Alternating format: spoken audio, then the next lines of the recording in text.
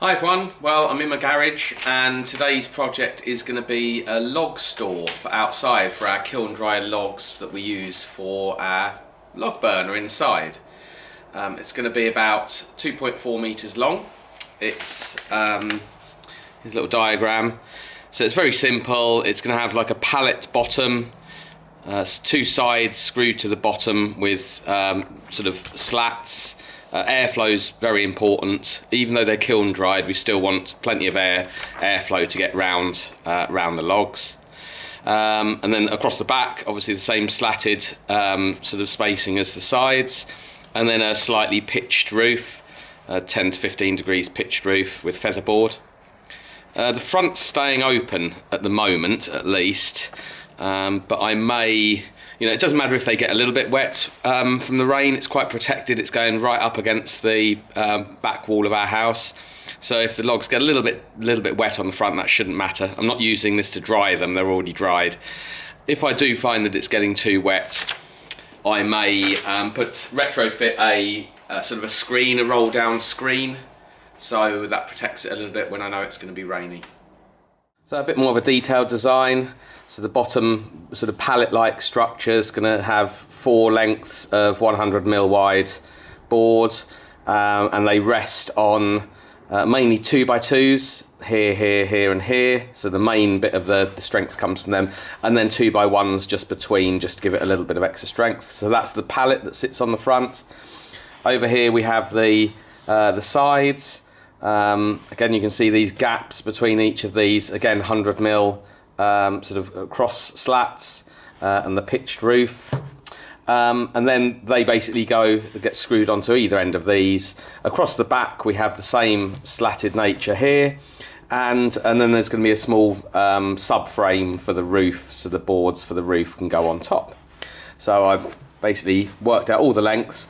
I chose 2.4 as the main sort of length because that's the featherboard length that I've got on top, and then obviously these bits are going to be a little bit smaller, so I've said 2300 for these lengths here, because obviously the back slats have to go across the full length of that plus the width of each of these sides as well, and I want a little bit of overhang of the featherboards just to give it a little bit of extra protection.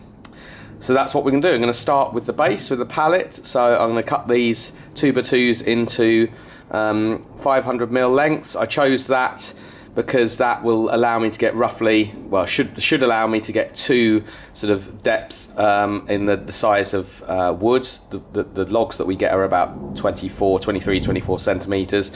So I should be able to get 2 courses, if you like, of logs there. So that's why I've chosen 50mm, and I haven't got a lot of space on my back patio, so that should still allow me to move to and fro. So I'm going to get started with cutting. New toy. I bought a new miter saw.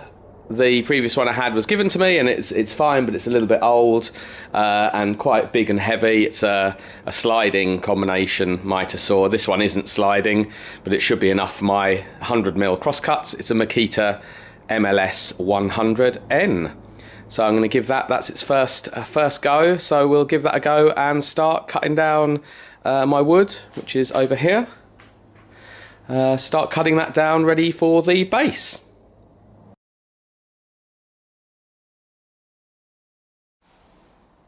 So there's the pieces for the pallet bottom cut to size. You can see the 2x2s at the ends, and 2300mm length. These are the other bits, the other 2x2s and the 2x1s that are going to go in the middle. But I'm going to screw down the ends first and then fit the others in between. So there you can see the base finished, all screwed together. Plenty of gaps to allow airflow. And these bits on the bottom to keep it off the ground. So that's the base done.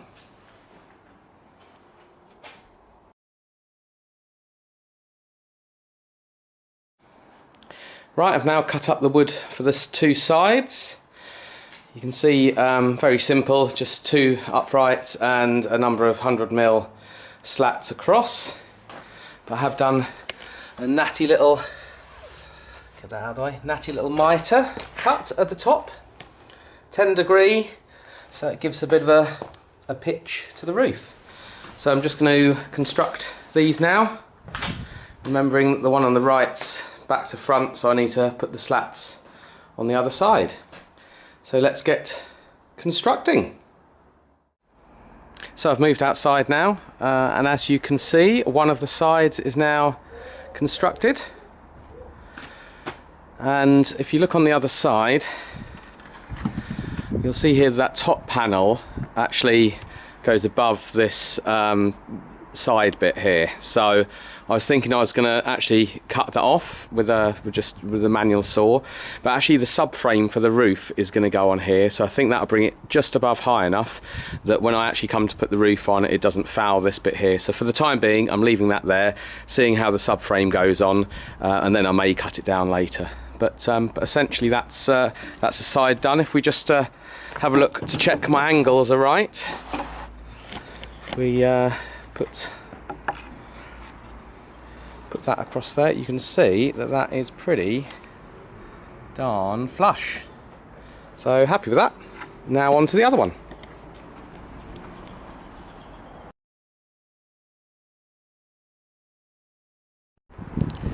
By far the trickiest bit of the build so far is this bit, and this is where I'm attempting to attach the sides to the base, but also obviously they're only attached at the very bottom here, so it's quite unstable. It's very windy out here, so I've had to get a bit creative. So I think what I'm going to do, I'm going to clamp this top back strut across in place and then screw that in, so at least we get a bit of stability there, and then start working on the base. You see I've got all sorts of props and things, so we'll see how that works. The good news is my clamping and propping did the trick. I got the top back support on, and then got down to putting the sides on, screwing them into the bottom, and then obviously finishing up with the rest of the back slats. I also put two of these little supports across, or vertical supports across the back, and that wasn't in the original design, but it all looked a little bit wobbly. So it's now a lot sturdier. So the next thing is the subframe for the roof, and then we get the roof on.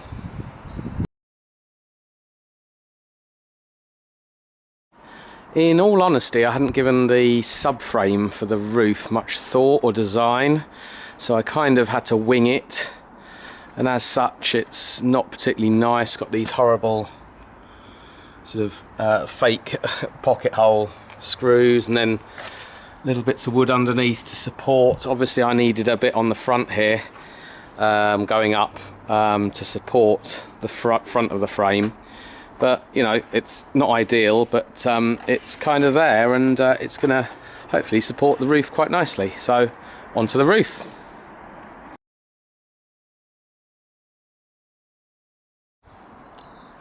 Just about in time before the light went, managed to get the roof on, and the log store is complete.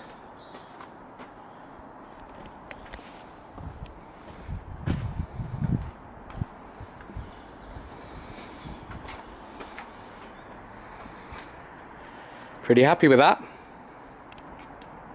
So if you've enjoyed this video, let me know, and if you're inspired to do your own log store or other project, leave a comment. Cheers!